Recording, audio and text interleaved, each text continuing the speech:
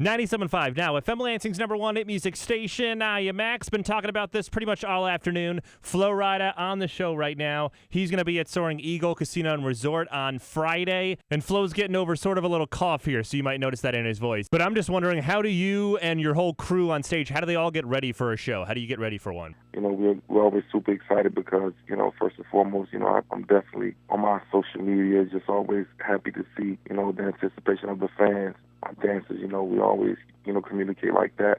And when we get at the show, we definitely excited, backstage, I'm not a person that, everything in my dressing room, but most of the time all I need is my towels, my roses, because I love, interacting with my fans and letting them know that I really appreciate it. Okay, so now we know what happens before you guys get out there, but when you guys get out on stage, how much of it is planned, if anything is planned out there? I really love spur of the moment. I like to be organic with the fans, so I really don't keep it planned. I might have a set list and decide to switch it up because of, the reaction of the fans or how I might feel. Well, you're not the first artist to tell me that they kind of love just going out there spur of the moment, which is totally awesome, especially when you're a fan watching it. It's totally cool to watch it. But I was looking up some research on where you've been over the summer, and I've heard that you were in Macau. You were in China. You performed there? Yes, and I got a chance to celebrate my birthday out there as well. Oh, no, it's definitely super nice. The people there, hospitality is amazing. I mean, just to, go to China, I recall, just reading about it in books and things like that, just to see. A lot of times, the language barrier, I understand you because of the language barrier, but as far as the music, it's just amazing to see people sing it word for word.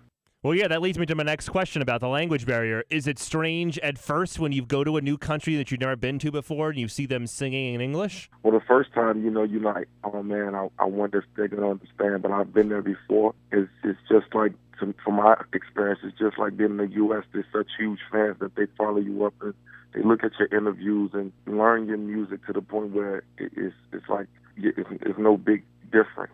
Well, I mean, that's totally cool that you can basically say that your fans in other countries learn English through you. But what can fans here expect from your show coming up on Friday at Soaring Eagle? Oh, man, I'm the life of the party, definitely really appreciate the love, from, like I said, from social media and things like that. I love to have an amazing time.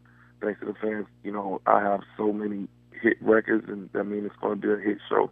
Awesome. Can't wait to check you out there. I'll let you rest a little bit, though, and maybe drink some tea, drink some honey, get your voice ready. It's all good.